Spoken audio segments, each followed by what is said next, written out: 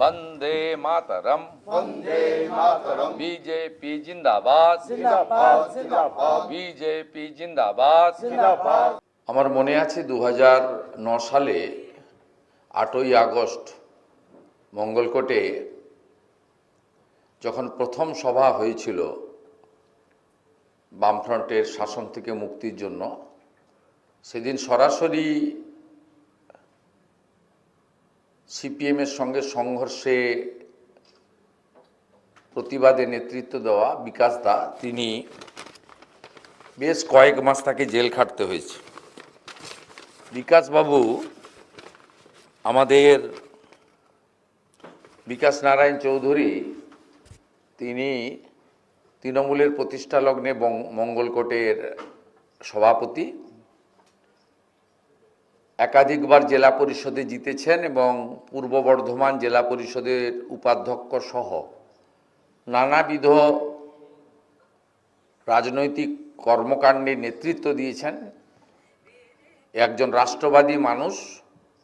তিনি কয়েকদিন আগে আমাদের কেন্দ্রীয় নেতা ভূপেন্দ্র যাদবজির সঙ্গে মিট করেছিলেন। তিনি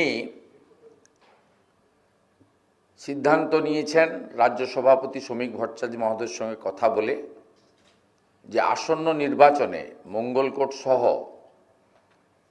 আমাদের বীরভূম বর্ধমানের একাধিক আসনে দলকে জেতানোর ক্ষেত্রে বিকাশদার অভিজ্ঞতা, জনপ্রিয়তা আমরা কাজে লাগাবো। তাই রাজ্যের সাধারণ সম্পাদিকা শশী অগ্নিহোত্রীর ঘোষণা মতো আমরা বিকাশ রায়চৌধুরী মহোদয়কে আমাদের দলে যুক্ত করছি। এই প্রবীণ মানুষটি শুধুমাত্র 2011 সালের আগে পরিবর্তনের জন্য জেল খাটেননি, পরবর্তীকালে কুখ্যাত ক্রিমিনাল অনুব্রত মণ্ডল, কেষ্ট মণ্ডলের দ্বারাও মিথ্যা মামলায় 1 বছরের কাছাকাছি 7 বছর তাকে জেলে থাকতে হয়েছে। এই কারণেই মমতা বন্দ্যোপাধ্যায় এবং তার দলের যারা প্রতিষ্ঠাতা নেতা, তারা কার্যত কেউ আজকে তার অস্তিত্ব নেই। এক শ্রেণীর পুলিশ, ক্রিমিনাল আর আইপ্যাক আর মিথ্যাচার আর ভয় দেখানোর রাজনীতি দিয়েই তৃণমূল কংগ্রেস এখন রাজনীতি করে। প্রকৃত রাজনৈতিক ব্যক্তিরা নয় বসে গেছেন, নয় তৃণমূল থেকে দূরে সরে গেছেন, অথবা রাষ্ট্রবাদী ভারতীয় জনতা পার্টিকেই বিশ্বাসযোগ্য বিকল্প হিসেবে মোদিজির নেতৃত্বে গ্রহণ করেছেন। তাই বিকাশ রায়চৌধুরী মহোদয়কে আমাদের বিজেপি পরিবারে স্বাগত। বিকাশ নারায়ণ চৌধুরী আমাদের আরেকজন বোন, তিনি আমাদের দলে আজকে প্রাথমিক সদস্যতা পদ গ্রহণ করবেন। শশী অগ্নিহোত্রী তাকে সদস্যতা পদ দেবেন। তিনি এসেছেন কেবলমাত্র 23 এবং 29-এর নির্বাচনে বিজেপির প্রার্থীদের হয়ে।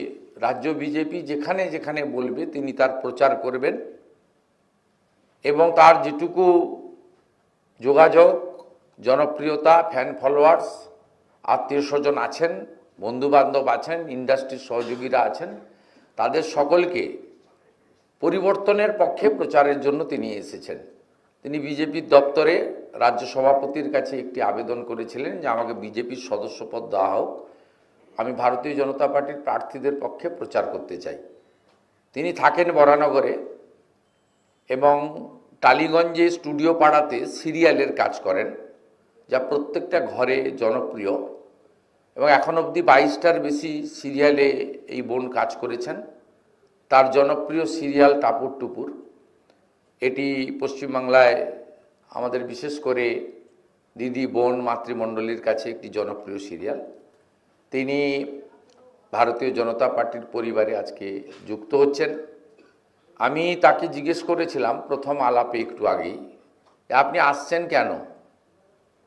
আপনার উপর কোনো ধমক চমক বা কিছু থেকে আপনাকে বঞ্চিত করেছে? বলছে না, আমার সঙ্গে হয়নি, কিন্তু টালিগঞ্জে স্টুডিও পাড়ায় বিশ্বাস ব্রাদার্সদের যে অত্যাচার আমি দেখে এসেছি, তাতে আমার মনে হয়েছে এই ভয় ভীতি এবং দমবন্ধ করে অবস্থা থেকে বাংলার ফিল্ম ইন্ডাস্ট্রি, সমস্ত নাট্যকর্মী, অভিনেতা অভিনেত্রী, সাংস্কৃতিক কর্মী এবং এর সঙ্গে প্রত্যক্ষ পরোক্ষভাবে যুক্ত টেকনিশিয়ান থেকে শুরু করে সকলের স্বার্থে আমাকে এই গুরুত্বপূর্ণ নির্বাচনে সন্ধিক্ষণে বিজেপিকে সমর্থন করা উচিত।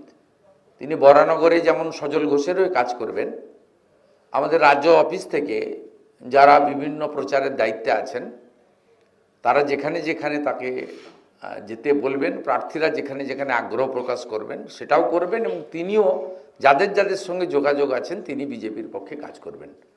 ভয়মুক্ত বাংলাকে ভরসার বাংলা পরিণত করার যে স্লোগান একটু আগেই মাননীয় স্বরাষ্ট্রমন্ত্রী দিয়েছেন, সেই ভরসার শপথ রেখেই আমাদের বোন মাফিন চক্রবর্তী, যিনি 22টার বেশি সিরিয়াল করেছেন, তিনি ভারতীয় জনতা পার্টির পরিবারে এসেছেন। আমরা তাকে আনুষ্ঠানিকভাবে স্বাগত জানাচ্ছি এবং খানিক পরেই তাকে শশীদি মেম্বারশিপও দিয়ে দেবেন। তাই আসুন, আমি শশী অগ্নিহোত্রীকে পতাকা ধরানোর জন্য বলছি। দলের সাংগঠনিক নিয়ম অনুযায়ী সাধারণ সম্পাদিকা ইনচার্জ, সাথে আমি থাকব এবং আমি উত্তরীয় দুজনকে বিজেপি পরিবারে। আরো ভালো ভালো খবর দেখতে সাবস্ক্রাইব করুন বাংলা হান্টের ইউটিউব চ্যানেল। বাংলা হান্টের আরো খবর দেখতে নজর রাখুন। বাংলা খবর মানেই বাংলা হান্ট।